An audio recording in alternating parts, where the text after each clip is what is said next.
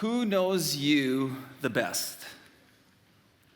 Who really, really, really knows you the best? Like, is it your best friend? Is it your parents? Is it your spouse? Is it a buddy you play sports with? Like, who actually knows you fully to say, this is the person I know knows me the best of who I am? As you're thinking of those things, of those people, not things, as you're thinking of those people, for me, the person who knows me the best is my wife, Jessica. Like, no one else, not even my parents, my kids, my friends, my church. I mean, those people know a lot about me. Some of them know more about me. My kids know a lot about me. But Jessica knows the most about me. She's the person who knows me deeper than anyone else. She has seen all the good and all the bad. She's seen all the good, bad, and the ugly, if you want to put it that way. There are people that know us really well, and there are people that don't know us. There are parts of us and who we are that we show to the world, and there are parts of us that we keep hidden, that we feel we just can't show. We can't trust it. It would take too much vulnerability to really show who we are. And so often, if we are lucky, if we are blessed, there are few people that deeply, deeply know us. But I wonder, and I would maybe wager, there are parts of us that even those people may not know about us. There are things that we reveal, and there are things that we keep hidden. Now, today we are in part 2 of our series, Deeply Formed. Now, if you missed part 1 last week, I just would encourage you to just check it out. If there's things that are tracking with you and things that I'm talking about, you're like, yeah, okay, I think I want to know more about this. I would just encourage you to check it out. It's on our YouTube channel, Lakeview Church at Saskatoon, and you could see part 1.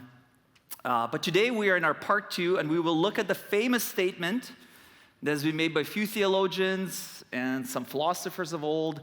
They have made the statement, and the statement is, know yourself that you may know God. It has been said in a variety of ways, but this is one of the famous statements that has been made from Socrates to Augustine to John Calvin himself. To know ourselves, and if I can add to that, to be known, is deeply rooted in who we are. In fact, following Peter Scazzera's book, Emotionally Healthy Spirituality, which has been kind of a resource as I've been preparing for this series, I've been reading through it. We had it in our bookstore. I think we sold out last week. I think we got more coming, so if you're interested, it's a phenomenal book to go through. But Peter suggests, and I would suggest, that the first step to develop our emotionally healthy spirituality is to begin to embrace this question. Know yourself that you may know God. Why, you may ask? Well, because an awareness of ourselves, awareness of me, and my relationship with God is really closely and deeply related. They are tied, they are tethered, and our human development and health depends on it. In fact, I want to suggest that sometimes when we separate, when we divorce the two, like I'm just going to work on my mental health and my life aside from God, I think we do get healthier. We do good practices. There's good people. There's things that we do to ground, to whatever. There's lots of good stuff. But I want to suggest it feels us still missing something. And on the other hand, we can become very spiritual and like really start reading the Bible and praying and really focus on God stuff. And that's really, really good. But I want to suggest divorce from self-care, from understanding who we are, on our inner self, when they're apart, we actually can't get quite healthy. They're deeply tethered and deeply rooted, our awareness of ourselves and our relationship with God. Now, last week I said that something went wrong in our Christian story. We learned that there was a break in a relationship between humanity and God.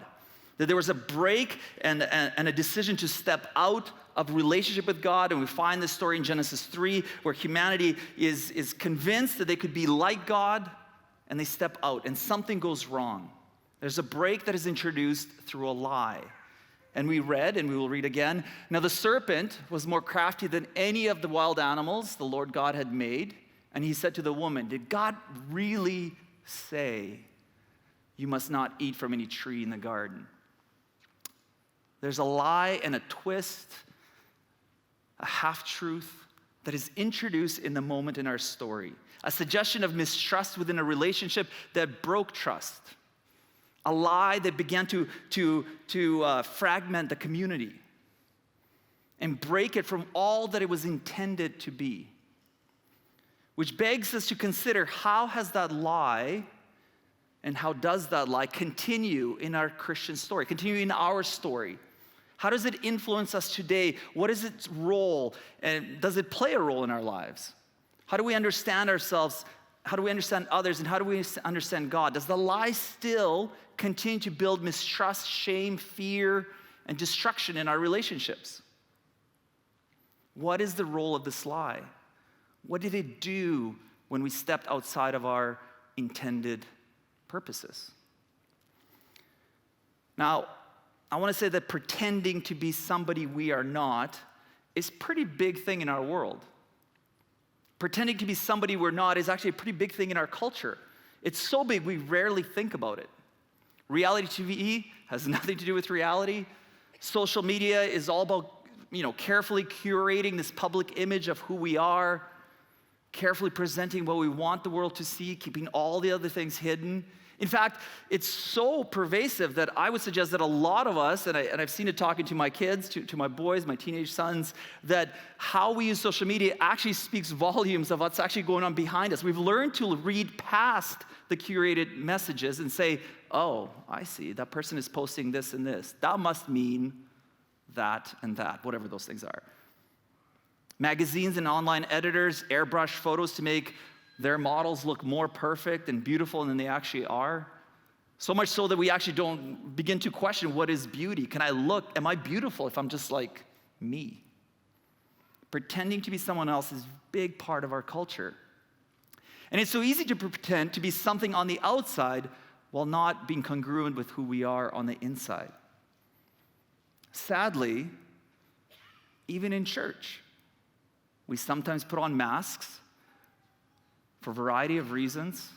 We put on masks to seem like we have it all together. We put on masks so people would like us. We put on masks so we could connect and be part of things. All cultures pretend to a greater or lesser extent. It's pervasive in our world. Christians in our story understand the Genesis 3 lie is the problem behind this. Because from the beginning of our story, we were intended to be something different. Our identity was rooted in someone different. And outside of that intention, we begin to be somebody else, living a false self into the world. If we were to continue to read our story before Genesis 3, in the beginning, in chapter 1, we read that God said, let us make mankind, humanity, in our image, in our likeness, so they may rule over the fish and the sea and the birds in the sky, over the livestock and all the wild animals, over all the creatures that move along the ground. God basically says, let us create humanity in our image. Let them rule and have dominion over the earth, simply meaning let them, humanity, be like us, that is God. There was an intended purpose to be like God. And if you know me and you've heard me speak, I often go back to the image of God because it's such a powerful intention in my mind of what we were meant to be. It's an important statement. What we hear God saying is the intention for women and men before the fall, by God's design, would not simply to live together, would not simply to exist, would not be even simply to just coexist. The intention was to be increasingly more deeply known by one another. More deeply known by God, more deeply known by one another, and more deeply know who we are. This was the community that God was creating with our truest self. And so at the core of who we are is this image bearing, is this intention of who we were meant to be. And God invites us to be our unique selves before Him, not pretending to be someone else on the outside that someone else who we're not on the inside. The intention was this congruency that was ripped apart. God's intention was for these holistic people in communion with Him to be known and to fully know. So today, the challenge for us is, as we look at the intention of God, the fall and the separation from God, is to say, how do we shed then, if this is the false self, if this is not who we were meant to be, if we're actually pretending to be something else, how do we shed this old self in order to live authentically as our new true self. And this strikes at the very core of true emotionally healthy spirituality. So we today, hopefully, are going to challenge the lie that has been presented in the garden. The lie that is introduced into humanity that caused all these problems, and the lie that's pervasive today that says, you can show this much, but curate it. Hide the rest. To know yourself, that we may know God, we want to root our thinking in the intention God had for us.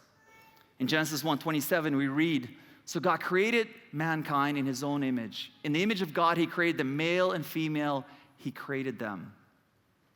What we find here is the reality that God has made us as these whole people. And this image includes, as we talked about last week, the physical, the spiritual, emotional, intellectual, and social dimensions of who we are. The overlap and connection between knowing ourselves is so that we could know God. And it begins with this part, is that we're holistic dimensioned people. We recognize that how we feel about who we are actually matters in the world. So the things that are happening in us actually matters for who we are.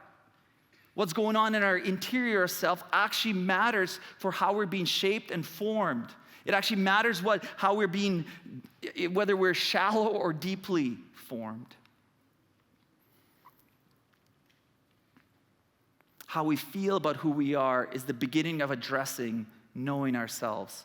Allowing ourselves to feel is an essential part of our humanity, unique personhood as women and men made in God's image.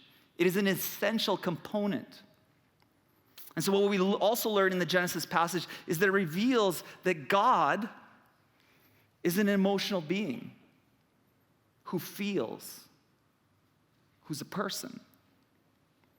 And so being created in his image, we were also created with the gift to feel and experience all the emotions we experience.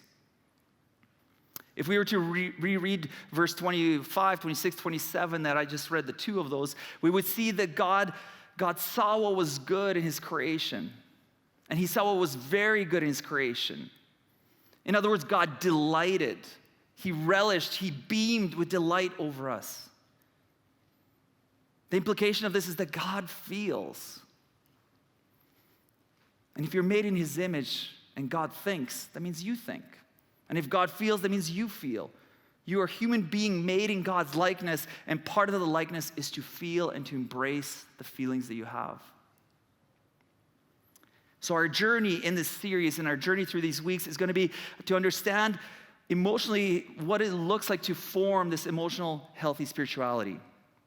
What it looks like to experience our feelings, to reflect on them, and then thoughtfully how to respond to them.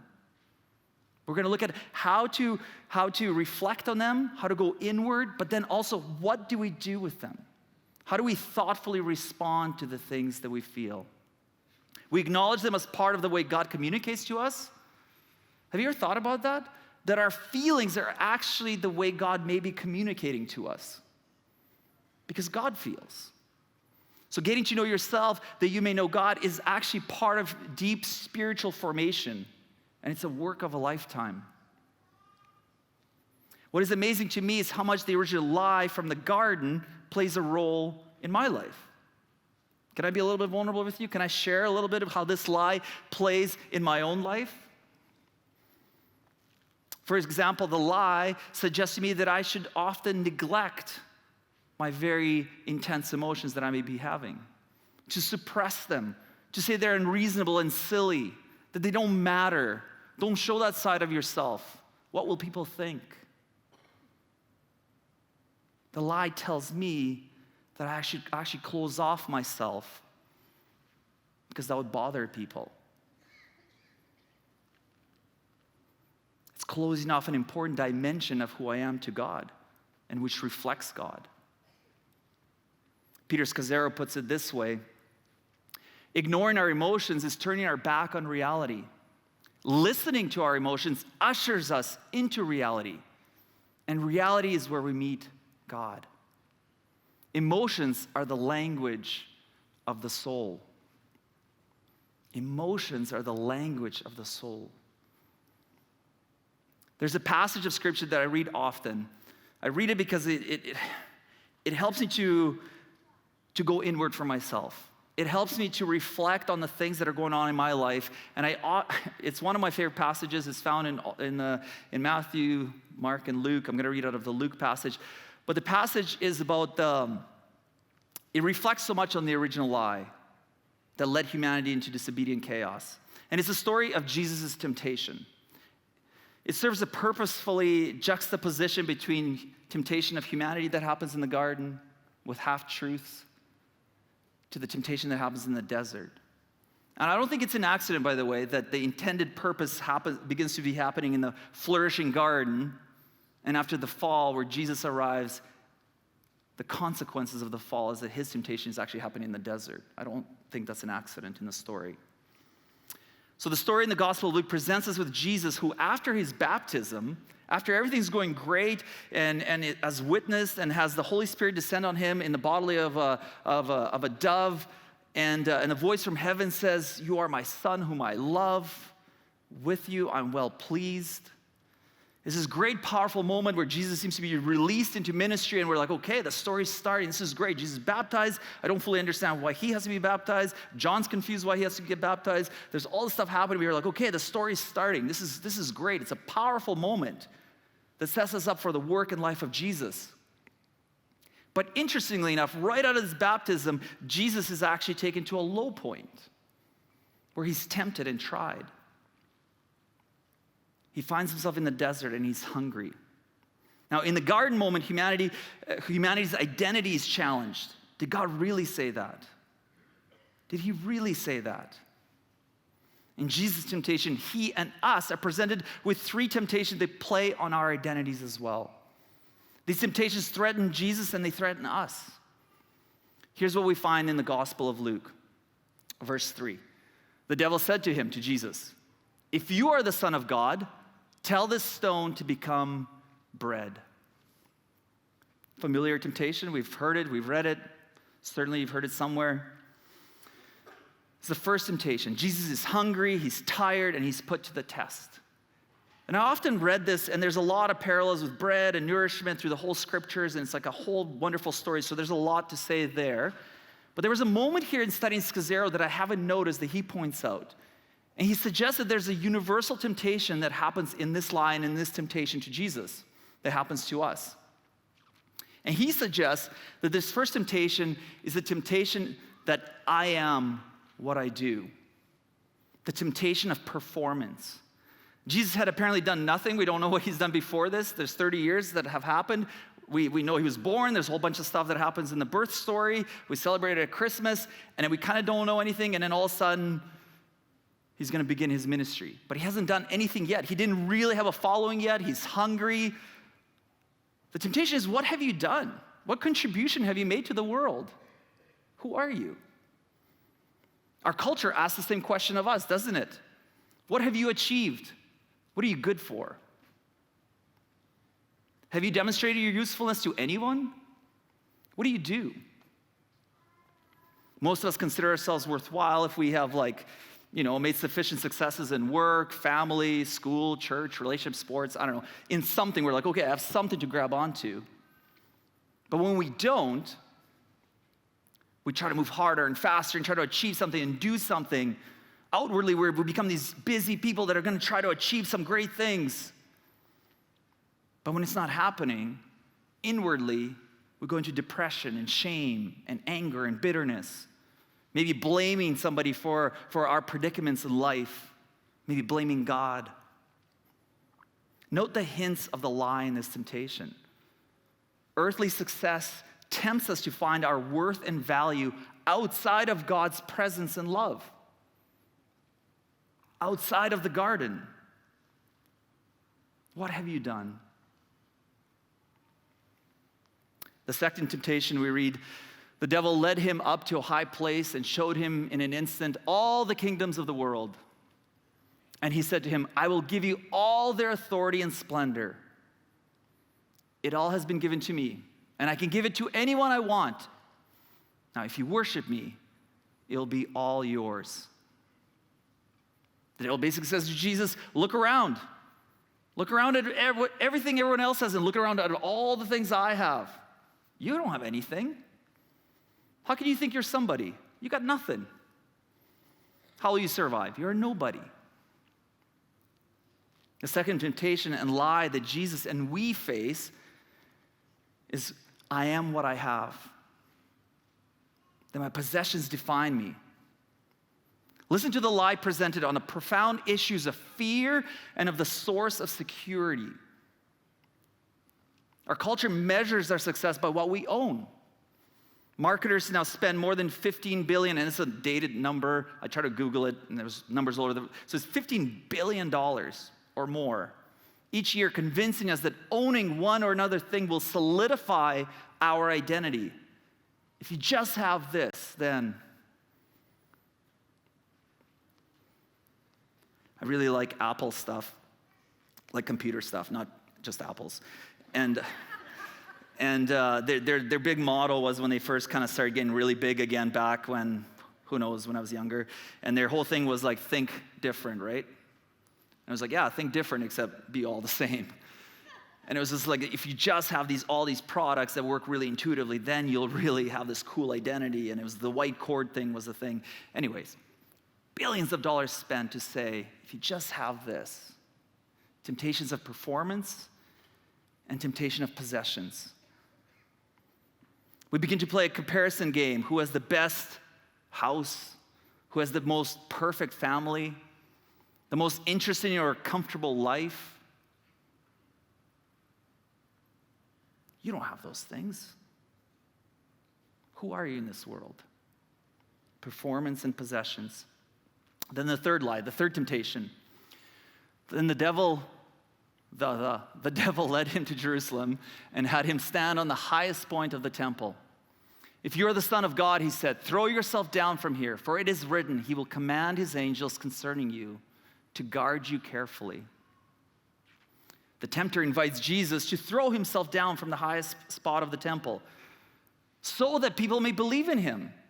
At this point, people didn't think Jesus was anything. It was all confused. Who is this guy? Like John seems to think he's great and baptizing him. He can prove his value if he does this, right? So the third temptation and lie that Jesus and we face is, I am what others think of me. Popularity. Performance, possessions, and popularity. Many of us place a higher weight on what other people think of us than we even realize. It's so in the current of our lives. When we get to meet when we meet somebody for the first time, we'll even go over in our heads, maybe it's just me, go over in my head, like, what will I say? Did I say the right things? What was that conversation like? How did I appear? What will I wear? What kind of car will I drive? What kind of car I will never drive? What kind of house do I own? What kind of people I hang out with? What kind of restaurants I go to or don't go to? What is most startling in psychology, in reading some information of our development, is that explanation that what goes on beneath the surface of us when we're 15 years old. So, right, like 15 years old, that's like a big time to try and figure out who you are. It's a big part of development, of popularity. Where do I fit in? What groups do I hang out with? What clothes do I wear? What's cool, what's not? Am I an individual or am I whatever? So it's interesting in psychology, whatever happens beneath the surface at the age of 15, studies say that the same dynamics actually continue into our 20s, into our 30s, into our 50s, into our 70s, into our 90s. Same dynamics go on beneath the surface that we experience as 15-year-olds. Now, they might be masked better, they might be hidden better. It's there. If we never pay attention or address our emotions and see congruency in who our true self is, we remain trapped in living a pretend life with an unhealthy concern of what other people think of us. See, the lies of Jesus, the temptations that Jesus faced, continue to reverberate within us. They continue to speak volumes of who we want to be like, how we step into the world, how we curate our lives. The three temptations play out a reality of a false self, of an identity we're trying to grasp at that seems to be just out of reach. They echo the lie and the temptation of the garden, to step out of our truest self with God. And as the lie suggested then to us, if in the initial temptation in the garden, you can become something greater. You'll be like gods. This false self that separated us and brought shame and fear into our relationship continues to wreak havoc on humanity today. Continues to wreak havoc on us, but in us as well. What we find in Jesus in these moments of temptation is that Jesus was able to overcome the temptations of false self because he was secure in God's love and secure in who he was. And yes, sure, we could say, well, he was God. That's got to be easier for him, right? Well, sure, that's a fair pushback. But our Christian story teaches us that he was fully God, but he was also fully human. Not 50 and 50, right? It's not 50% God, 50% human. Our Christian story teaches that he's fully God and fully human, that they overlap somehow, and it's a different conversation, it's bigger than this morning sermon, but that he was fully human. So what we know is that Jesus felt deeply. He wept, he rejoiced, he lived a full human experience. Therefore, these temptations were not easy. But what we find in Jesus is his security in who he was is fully in God. So what does this mean for us? What do we do with this? How do we understand these temptations, but also begin to know ourselves, develop our authentic selves, and therefore know God? This is where Scazzaro is very helpful in his book, and he suggests for us that first we pay attention to our interior in silence and solitude. To pay attention to our interior. We want to be women and men God has called us to be, our truest selves in Christ. Yet enormous distractions keep us away from that. There's enormous things that keep us from listening to our feelings, our desires, our dreams, our likes and our dislikes. Many people around us would like to fix or save, advise, and set us straight into becoming the people they would like us to be. Creating space and time to feel the full weight of our feelings and not censoring them, any of them, is the start. To sit, to create interior space, to create silent and solitude space, to feel, why am I angry? Why am I sad? What is this joy in my life about? This all takes time. For many of us, journaling and writing our feelings and thoughts is a start to pay attention to God. It's entering these practices and rhythms of our postures, embodying them slowly to say, what is actually going on? The second helpful thing for us to do is find trusted companions. I really don't know many people who have shed layers of their false self in order to be their true self on their own. They have needed mature people to walk with them, to pray with them. And I want to be careful here. I'm not saying finding people that can just be an echo chamber of just things we already feel and think. It's finding people further along in the journey to challenge us, to ask us hard questions, to help us wrestle. In this journey of emotionally healthy spirituality, we are talking about radical change at the core of our being. And there are for sure at least two critical forces that hinder that. First is the pressure of others to keep us living lives that are not our own. There's actually a pressure to say, no, like stay in this groove. We like you the way you are. We like the part you play. And second is our own stubborn self, which we often don't recognize how deep and insidious we can be when we think about ourselves. The possibility of self-deception is so great that without mature companions, we can easily fall in the trap of living a life of illusions or living a life somebody else has dreamt for us.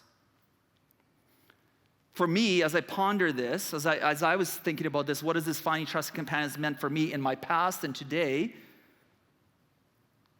What I have found is mentors, spiritual directors, counselors, and mature friends have been extremely helpful navigating health, inner health, bring congruency to my inner and outer life.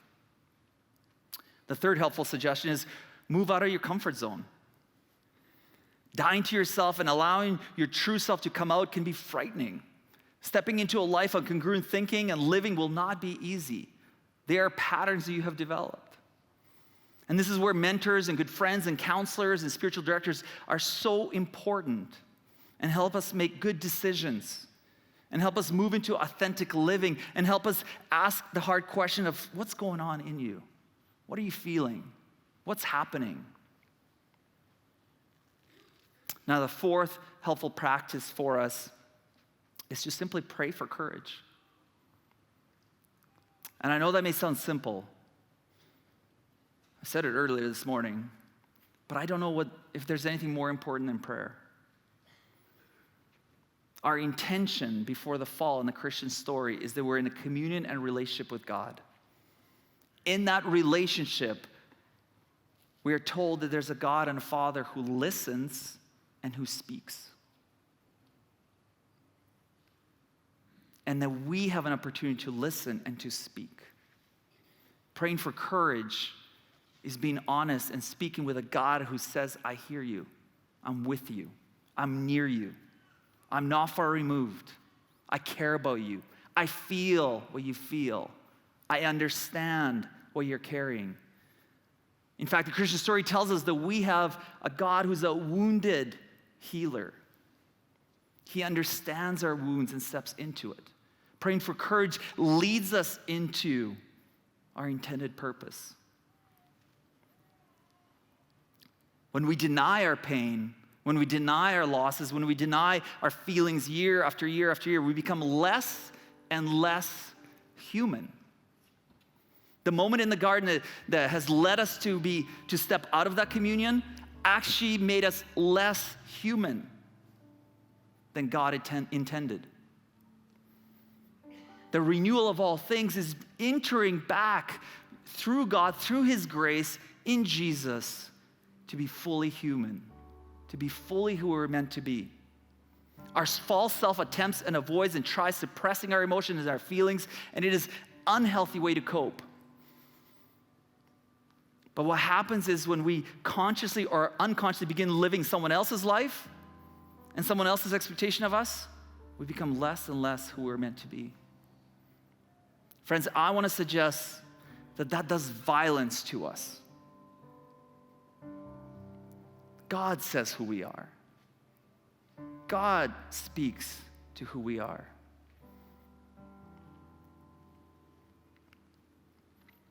He's inviting us to fully embrace that image. You see, the work in the garden and Jesus' work in the desert, they parallel. Jesus turns the desert into the garden by overcoming temptations. But more than that, Jesus invites us into a life in Him and with Him. He reminds us who we truly are. He declares who we are, His children, whom He loves. Friends, our truest identity can only be found in Christ. Let me pray. God, we thank You that You hear us. We thank You that You love us. We thank You that You enter our wounds and that You are the good healer who gently walks with us in all our mess, in all our trying times, in all our deserts, in all our valleys. And that You lead us into the resurrected life. We pray all of these things in Your name. Amen. Amen.